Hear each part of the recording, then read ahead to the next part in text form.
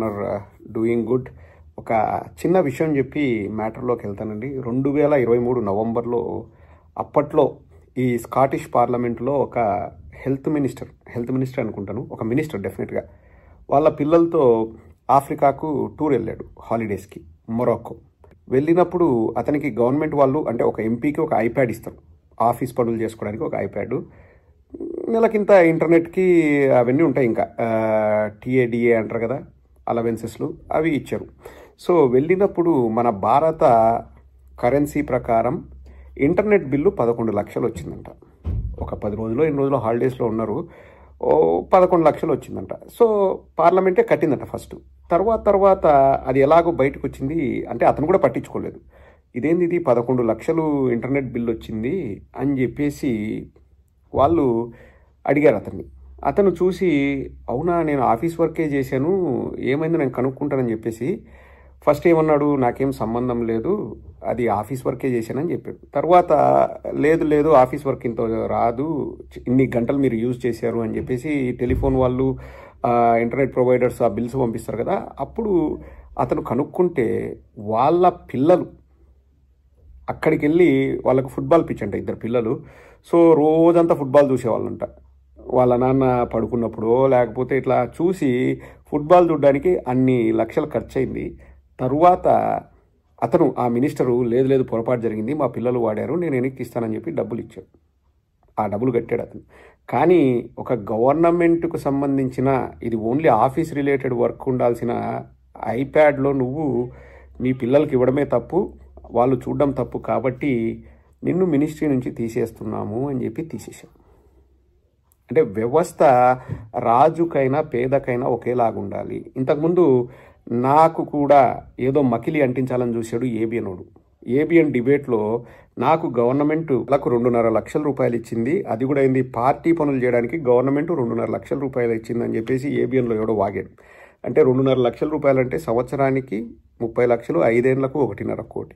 నేను ఆ రోజు కూడా చెప్పాను, నేను ప్రభుత్వ సొమ్ము 1 రూపాయి తీసుకున్నా అది ప్రజలకు ఉపయోగపడే పని చేస్తే అది ప్రభుత్వ సొమ్ము, మనం దాన్ని రైట్ వేలో వాడుకున్నట్లు. అంటే ప్రభుత్వ సొమ్ము అంటే ప్రజలు చెమట చిందించి రక్తం చిందించి కట్టే డబ్బులు, ట్యాక్స్ రూపంలో కట్టే డబ్బులు. నేను చెప్పా అది నాకు రక్తపు కూడుతో సమానము, 1 రూపాయి తీసుకున్నట్లు నిరూపించిన నేను ఇంకొకసారి రాజకీయాలు మాట్లాడను. రెండవది వాళ్ళ మీద నేను డిఫమేషన్ కేసు కూడా వేసాను, ఇంకా రిప్లైలు లేవు, వాళ్ళ బతుకులంతే. 3 పంపించాను, ఏబిఎన్ రాధాకృష్ణకి, వెంకటకృష్ణకి, ఎవరో ఒక అతను మాట్లాడారు ఆ డిబేట్లో. ఆధారాలు చూపించండి, ఏ బ్యాంక్ అకౌంట్ నుంచి ఏ బ్యాంక్ అకౌంట్కు డబ్బులు వెళ్ళాయి, ఎప్పుడు వెళ్ళాయి, ఏ టైంలో వెళ్ళాయి, నాకా, మా అమ్మకా, మా అన్నకా, మా బంధువులకా, 7 అకౌంట్లోకి డబ్బులు వెళ్ళినాయి. 1 రూపాయి 1.5 కోటి కాదు, 1 రూపాయి నేను తిన్నట్లు, గవర్నమెంట్ డబ్బులు తిన్నట్టు చూపిస్తే నేను రాజకీయాల్లో ఉండను, వాళ్ళు ఏ శిక్ష వేసినా నేను శిక్షార్హుణ్ణే అని చెప్పేసి నేను చెప్పా. ఇంతవరకు సమాధానం చెప్పే దమ్ము ధైర్యం లేదు. ఇక మ్యాటర్లోకి వద్దాం. గవర్నమెంట్ ఆఫ్ ఆంధ్రప్రదేశ్ అబ్స్ట్రాక్ట్ 28/3/2025 తేదీ వాళ్ళు ఒక జీవో రిలీజ్ చేశారు, జీవో ఆర్టీ నెంబర్ 474. మన కమ్యూనిటీ దాంట్లో కూడా నేను పోస్ట్ చేశాను. సో సిద్ధార్థ్ లూత్రా గారికి కేసులు గవర్నమెంట్ తరపున వాదించినందుకు వాళ్ళు అంటే ఈ డబ్బులు ఇవ్వచ్చు అని చెప్పేసి గవర్నమెంట్ రిలీజ్ చేసిన జీవో ఎంత డబ్బులు ఇవ్వాలి, ఆయన ఫీజు కింద ఎంత తీసుకున్నాడు అంటే 2,86,00,000 అక్షరాల. ఎన్ని రోజులు వాదించినాడు అన్నది కూడా చెప్తాను. క్రైమ్ నెంబర్ 650/2021 13 రోజులు వాదించినందుకు, కోర్టుకు అటెండ్ అయినందుకు, 13 రోజులు అటెండ్ అయినందుకు 1,25,00,000. నెక్స్ట్ ఇంకొక కేసులో July 26, August 7, August 13, August 14, August 22, August 23 attend అయినందుకు, 6 రోజులు అటెండ్ అయినందుకు 60,00,000. నెక్స్ట్ ఆగస్టులో సెప్టెంబర్లో 6 రోజులు అటెండ్ అయినందుకు ఇంకొక కేసుకు, ఇంకా సెప్టెంబర్లో 1 రోజు అంటే 30 సెప్టెంబర్ 1 అక్టోబర్ అటెండ్ అయినందుకు 10,00,000.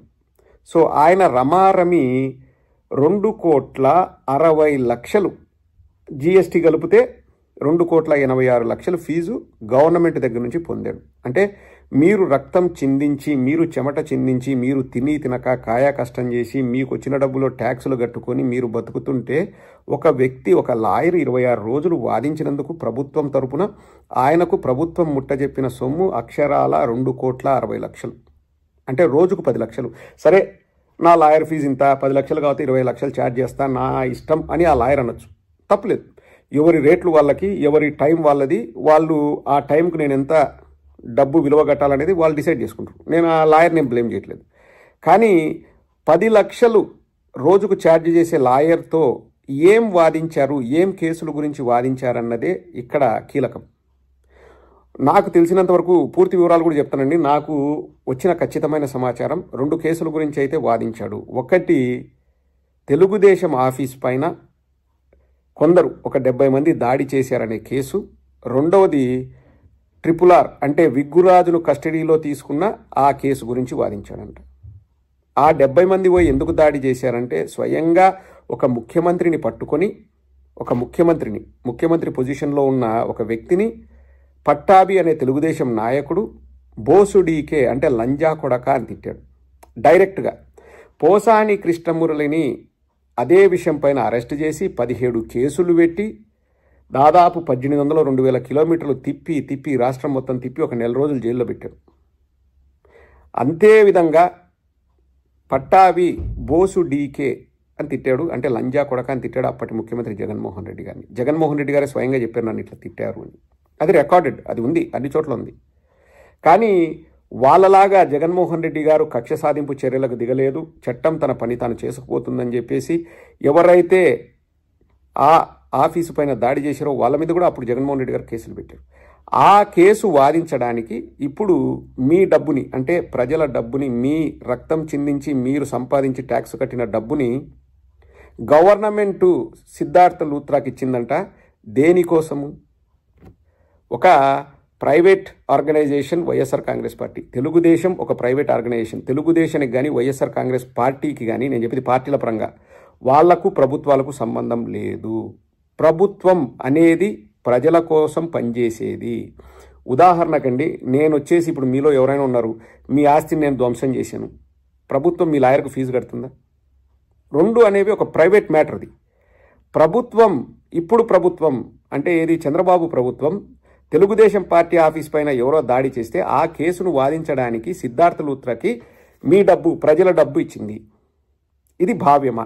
ఇప్పుడు మీకు అమ్మకు వందనం 15,000 అంటే నా దగ్గర డబ్బు లేదు, నేను సంపద సృష్టిస్తా, ఎవరైనా నాకు ఐడియా చెప్పండి.